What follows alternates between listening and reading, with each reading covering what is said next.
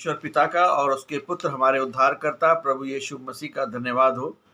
आज का जो मेरा टॉपिक है वो है प्रकाशित वाक्य की पुस्तक, उसका 17 अध्याय, उसके 3 से 6 पद तक, रेवलेशन चैप्टर 17 वर्स 3 to 6। और ये प्रकाशित वाक्य की श्रृंखला का वीडियो नंबर 86 है।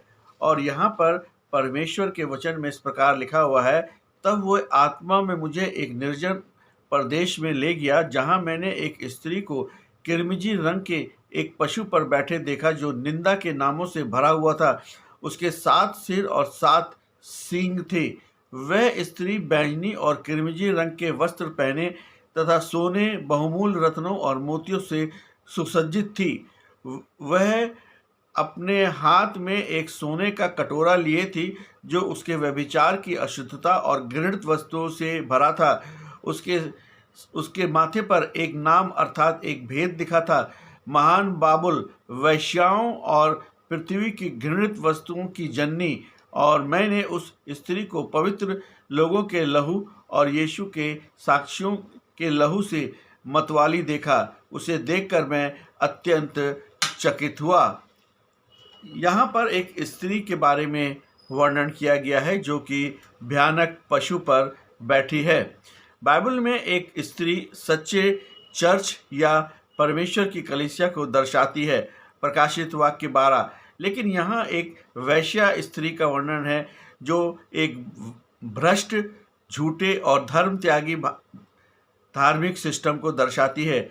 ये वह व्यवस्था है जो परमेश्वर के नाम और परमेश्वर के नाम का दावा तो करती है, लेकिन परमेश्वर के साथ हाथ नहीं मिलाती है।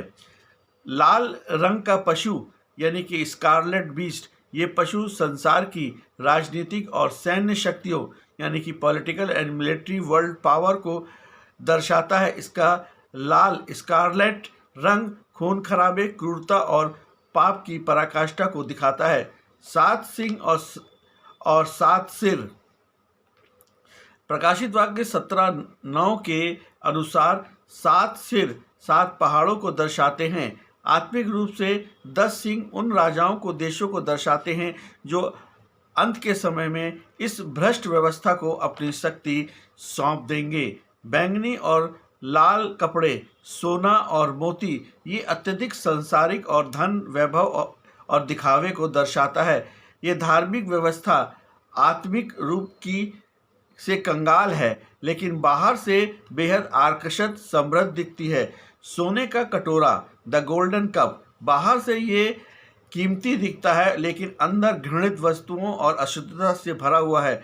ये झूठी शिक्षाओं, मूर्ति पूजा और इंसानी परंपराओं को दर्शाता है, जो लोगों को आत्मिक रूप से अंधा कर देती है। ऐतिहासिक तथ्य ये है कि हिस्टोरिकल जो फैक्ट्स जिसको बोलते हैं, प्राचीन रोम साम्राज्य यूहन्ना के समय पहली शताब्दी में इस भविष्यवाणी का सीधा संबंध रोम से था। 7 पहाड़ों पर बसा नगर, इतिहास में रोम को सिटी ऑफ 7 हिल्स और 7 पहाड़ियों का शहर कहा गया है। बैंगनी और लाल रंग, रोम के सम्राट और सीनेटर बैंगनी यानी कि पर्पल और लाल रंग यानी कि स्कारलेट के वस्त्र पहनते थे, जो शादी और शाही सत्ता और अमीरी का प्रतीक था। शहीदों का खून, सम्राट नीरो और डोमिटियन के शासन काल में मसीहों पर भयानक अत्याचार हुए। मसीहों को शेरों के आगे डाल दिया गया, सूली पर चढ़ाया गया और जिंदा जलाया गया। ये वचन 6 के सटीक रूप से वचन को दर्शाता है। पवित्र लोगों के लहू से वह स्त्री मतवाली थी। मध्यकालीन और भविष्य का धार्मिक सिस्टम, वैश्विक और रोम, वेटिकन। रोम आज की 7 पहाड़ियों के क्षेत्र पर स्थित है। वहाँ के कार्डिनल्स और बिशप के आधिकारिक वस्त्र आज भी बैंगनी और लाल रंग के होते हैं। इतिहास के अत्याचार यानी कि मध्यकाल के दौरान लाखों सच्चे मसीहों और बाइबल का पालन करने वाले को पाखंडी कहकर मार दिया गया। इतिहास गवाह है कि इस धार्मिक व्यवस्था ने राजनीतिक यानी कि पशु का सहारा लेकर परमेश्वर के संतों का खून बहाया।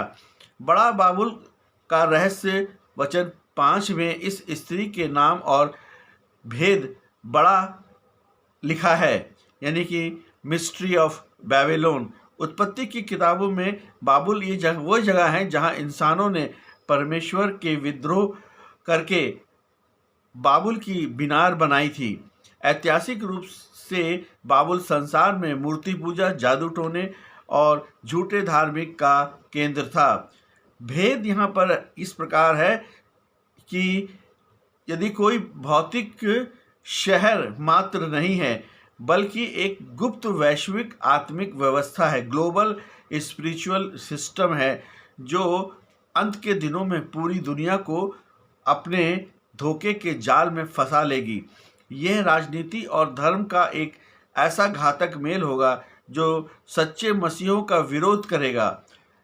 आध्यात्मिक रूप से ये संदेश आज के विश्वासियों के लिए एक चेतावनी है कि प्रकाशित वाक्य 18:4 में परमेश्वर कहते हैं कि हे मेरे लोगों, उसमें से निकल आओ कि तुम उसके पापों के भागी ना हो। ये वचन हमें सचेत करता है कि हम बाहरी चमक धमक, सांसारिक राजनीति और समझौते वाले झूठे धर्म से दूर रहें और चाहे कितनी भी बड़ी मुसीबत आए, यीशु मसीह के प्रति अपनी कलीसिया और शुद्धता और गवाहों को बनाए रखे, अपनी गवाही लगातार बना के रखे, ताकि इस संसार का जो दुष्ट है वो हारा हुआ है। इसलिए प्रभु यीशु मसीह पर विश्वास करें, प्रभु यीशु मसीह से अपने पापों को मान लें, प्रभु यीशु से अपने पापों का पश्चाताप करें और यीशु मसीह को उद्धारकर्ता के रूप में ग्रहण करें। यही मसीह जीवन है। आमीन।